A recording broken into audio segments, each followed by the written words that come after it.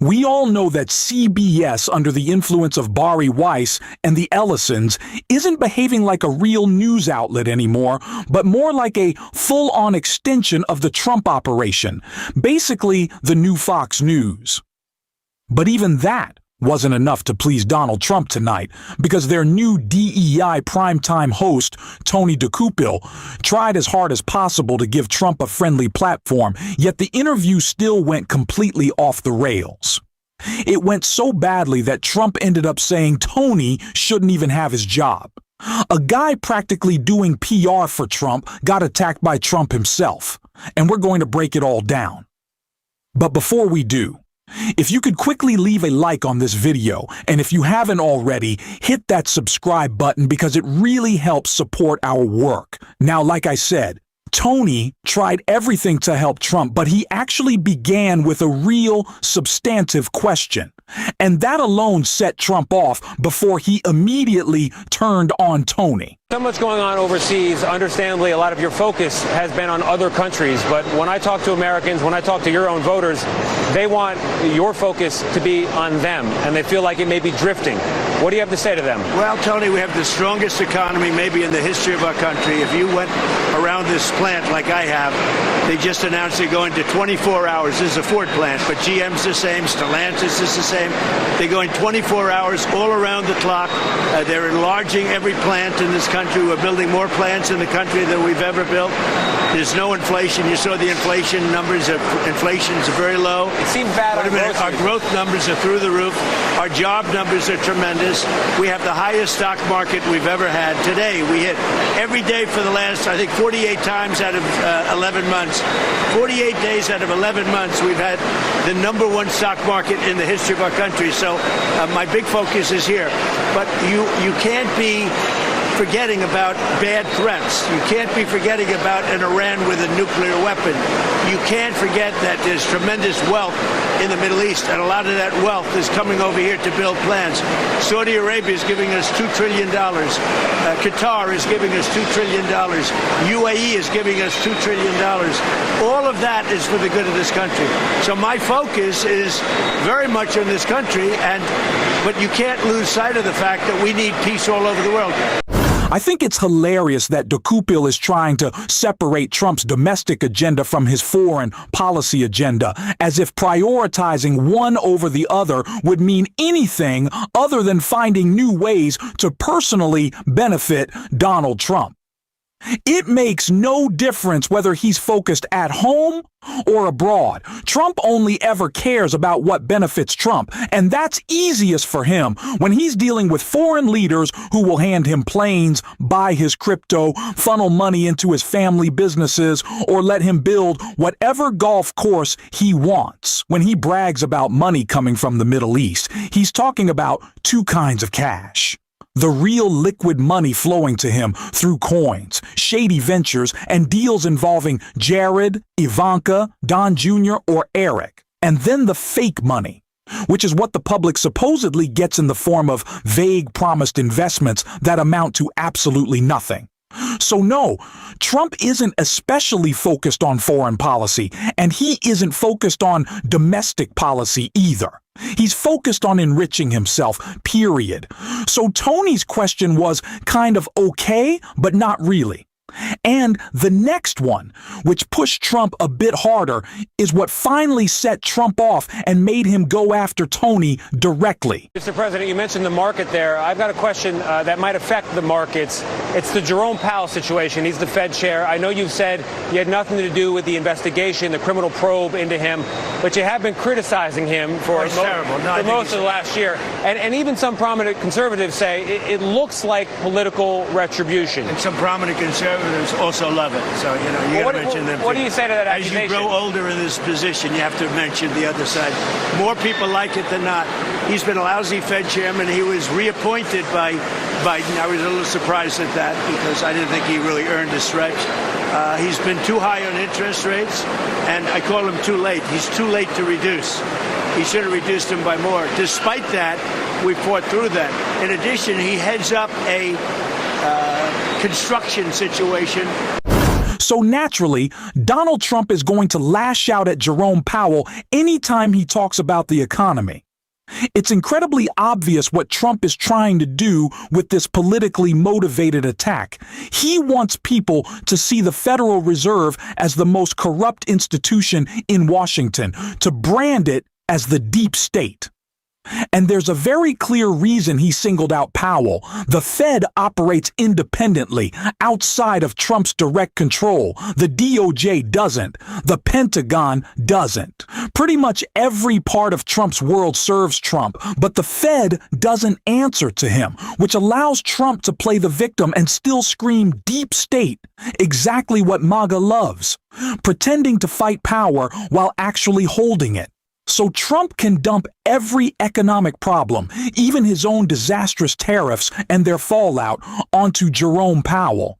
And it clearly irritates him that his buddy Tony, someone practically working in his favor, is pushing back even a little. That's why Trump just came out and said what he was thinking, basically telling Tony he shouldn't even have a job. Tony, we have now the hottest country in the world, and a year and a half ago, our country was dead. We had a dead country. You wouldn't have a job right now. If she got in, you probably wouldn't have a job right now. Your boss, who's an amazing guy, might be bust, okay? Might be That's what? how bad. Might be bust. Trump really said the quiet part out loud, and that matters in two ways. First, he's claiming that if Kamala Harris were president, the economy would be so terrible that even his little buddy Tony over there wouldn't have a job. But second, he's also right. In another sense, Tony wouldn't have that hosting job if Harris were in charge, because there wouldn't be a billionaire-led takeover of CBS designed to flatter Trump or serve his political needs. There wouldn't be this state TV-style appeasement of a regime. We wouldn't be watching the media turn into propaganda machines the way Trump is trying to reshape it now. And let's talk about free speech, since MAGA constantly cries about it. They complain endlessly, whining that they're being silenced, when in reality, billionaires literally own and control the biggest platforms, from CBS to social media giants like X and Meta. These people aren't victims of censorship. They're the ones deciding what gets amplified and what gets buried. That's the real threat to free expression, when powerful elites get to shape coverage to protect themselves and suppress criticism. CBS isn't just killing stories, it's pushing the poisonous idea that every opinion is equally valid, and that we must platform fascists and propagandists like Stephen Miller in the name of balance. That isn't journalism, it's manipulation. Meanwhile, right-wing voices never stop complaining while dominating massive platforms. They get endless airtime on CNN, they get protected framing, and the media constantly softens or qualifies criticism of Trump, even with something as serious as the Epstein files.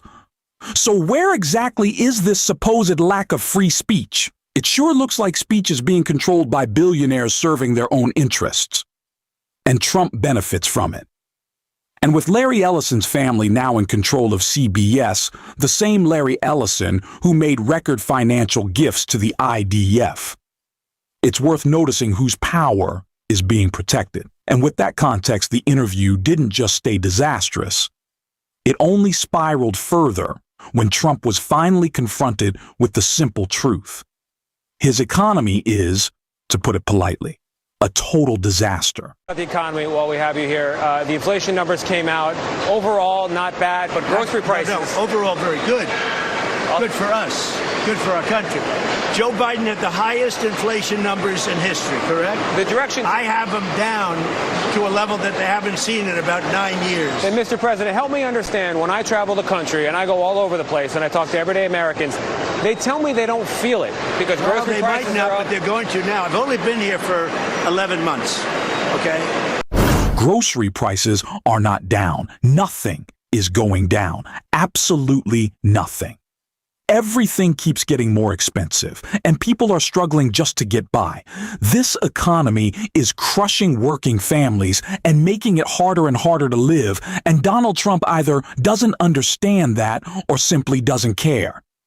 And of course, he doesn't care. He's getting richer while everyone else suffers. What is it now? $5, $6, maybe $7 billion he's made since becoming president? And this goes right back to that first point about foreign versus domestic policy. It doesn't matter which one he's talking about, because every decision he makes is always about benefiting himself. He is completely disconnected from the reality ordinary Americans live in. Just listen to him here. It proves everything. But are they going to have people to build these cars? The CEO of Ford said not long ago he's got 5,000 open mechanic jobs. He can't find people willing and able to build them. That's a good thing, Tony. That means it's vibrant.